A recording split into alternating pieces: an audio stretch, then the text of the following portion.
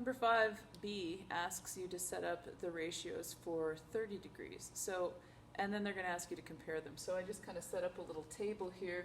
Got sine, cos, and tan of 60 degrees, and we're going to figure out sine, cos, and tan of 30 degrees here. Now 30 degrees being there, I could rearrange this whole triangle and redraw it on my axis. That might make a little more sense. I've got 30 degrees here now. This is my one side, this is my two side, and this is my root 3 side. So now I've just set it up for a 30-degree triangle instead, just so that I can keep my x and y's the way that they normally are. I've got my 30 degrees in standard position now. But you can see that it's the same triangle. It's just a 30, 60, 90 triangle with a hypotenuse of 2, which means that that's going to be a 1 and that's going to be a root 3, because we already know this is a similar triangle to that. Now, when I do my sine, I know that sine, just going to fill in the value here, sine is y over r. So 30 degrees is my angle now. Y is 1 over r becomes 1 over 2. Now cos is x over r,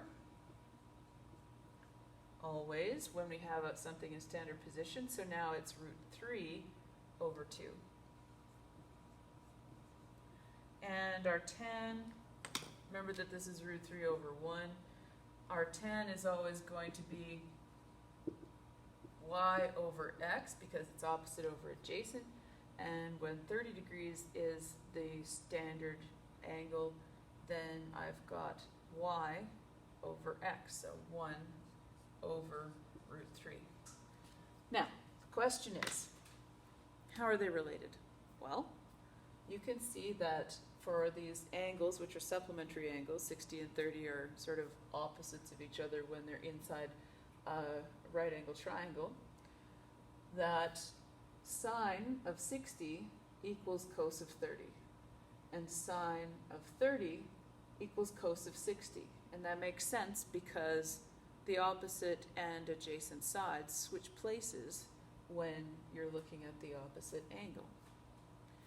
So tan of 60 degrees is inverse of tan of 30 degrees, again because the opposite and adjacent sides switch spots. They just kind of want you to understand that relationship. You might see it again. It's nice to know patterns because as we progress through this, we might be able to take some shortcuts if we can remember these patterns.